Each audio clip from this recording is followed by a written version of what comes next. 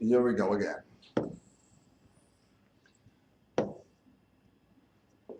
We are going to evaluate the following integral using the definition for integrals. So let's go ahead and write down the definition. The integral from a to b, from 0 to 8, of x squared minus 1 dx is going to be the same as if you take the limit as n approaches infinity of a Riemann sum, f of x of k star times delta x. And the Riemann sum that we are going to be using are right Riemann sums, because at that moment the calculation on the inside is going to turn out to be much nicer than midpoint or left point Riemann sums. Okay, so what do I need to know? I need to know what x of k stars and what delta x is. So we are going to start with delta x. I like to write down the definition always, and in our case, b minus a would be 8 minus 0 over n. So delta x is 8 over n. Now I'm going to look at x of k star.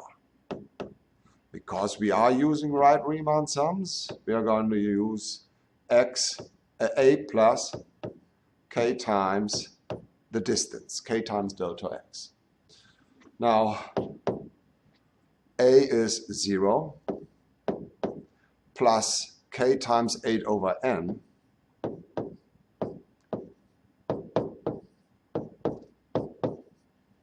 turns out to be 8k over n. Now I have the function f, I have the input, and I have delta x.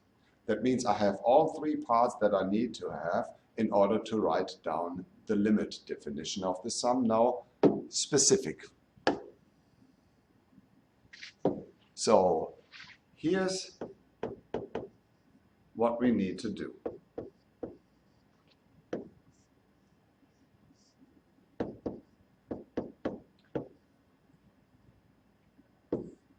F of 8k over n multiplied by 8 over n will turn into the limit as n approaches infinity of the input squared minus 1, and now multiplied by delta x, which was 8 over n. This expression I will take on the side, and I will just calculate this and use this as a side note, so to speak, so that my calculations in here are going to be nice and as short as possible.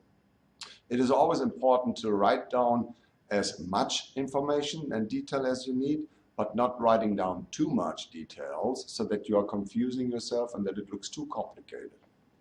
So let's go ahead and separate this right here. If you wanted to, you could put this on an extra piece of paper, so to speak. So what we are going to do right here is we are going to look at 8k over n squared minus 1 multiplied by 8 over n, and we want to see what this is going to simplify into. All right, what we're ending up with is 64k squared over n squared minus 1, all multiplied by 8 over n, and we are getting 512k squared over n cubed minus 8 over n. All right, now I'm going to plug this in. I'm going to leave a little bit of, maybe let me write down one more step here. So this is the limit that we need to find. What was it? 512k squared over n cubed minus 8 over n. Now, I'm going to leave this right here now. Oops. And inside here is what we are going to plug in, what the sum will turn out to be. So now I'm going to work on the sum alone. Did I say alone? On the sum alone. A lonely sum. Didn't know that that was an actual word. It's probably not. So, where are we going to start? Right here. We're going to slowly decipher what this sum right here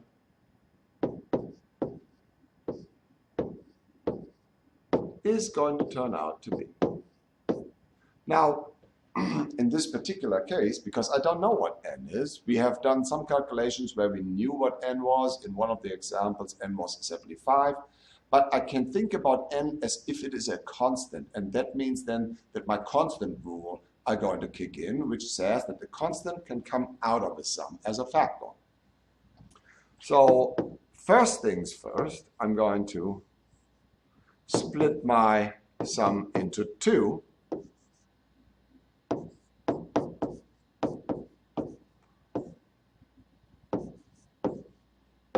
Minus 8 over n.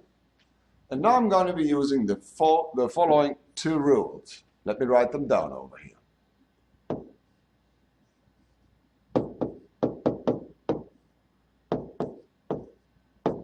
The sum of the first n squares turns out to be n times n plus 1 times 2n plus 1 all over 6. That is what we're going to need to use for the first sum. The second sum is turning out to be nothing else but this rule. A constant, 8 over n, will be my constant. And all what we have to do is multiply this by n. All right. Moving along.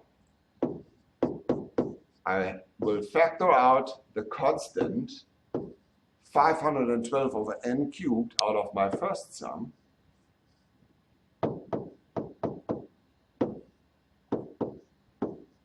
I will get exactly this scenario right here, minus, well, I could have already written now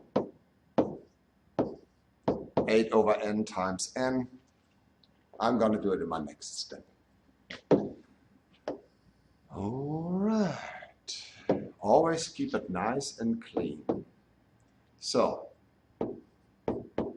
512 over n cubed multiplied by, well, what did I just write down? This is n times n plus 1 times 2n plus 1 over 6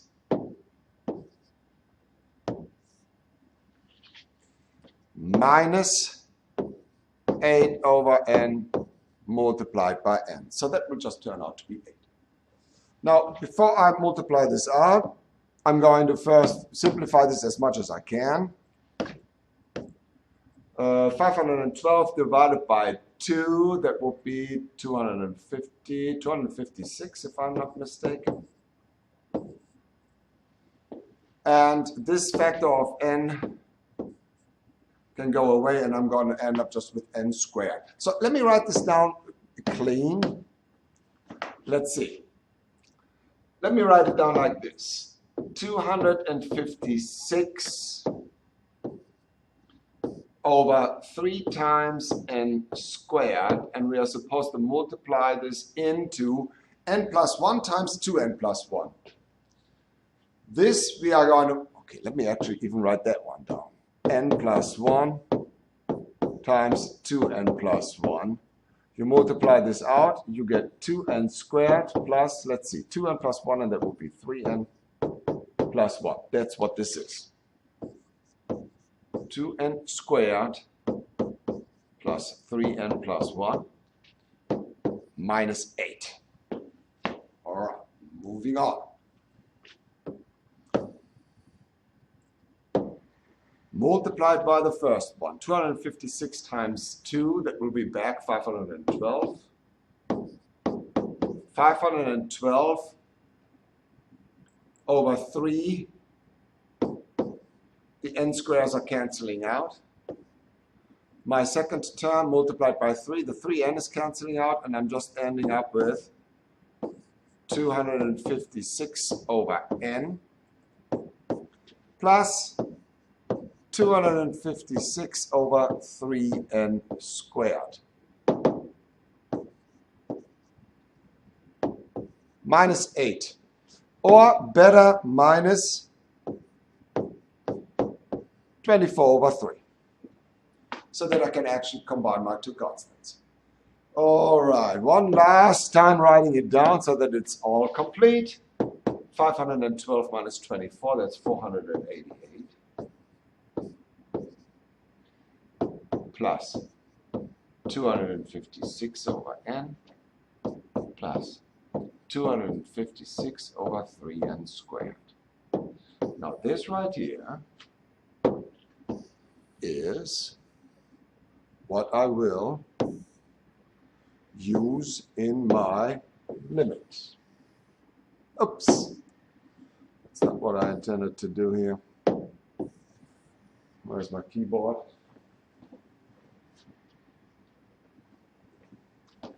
Okay. I guess I could have just written it again. There it is, my question mark. I know now what this is. Actually, let me just blot it out.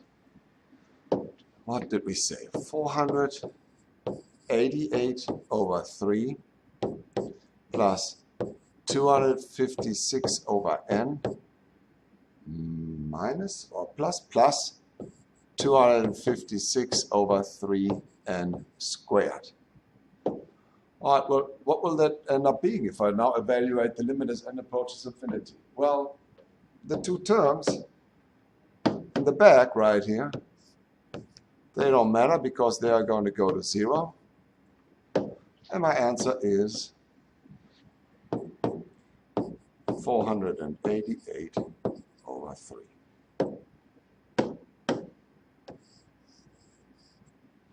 After our next lecture, you will find out that you can check this answer in a much more compact way.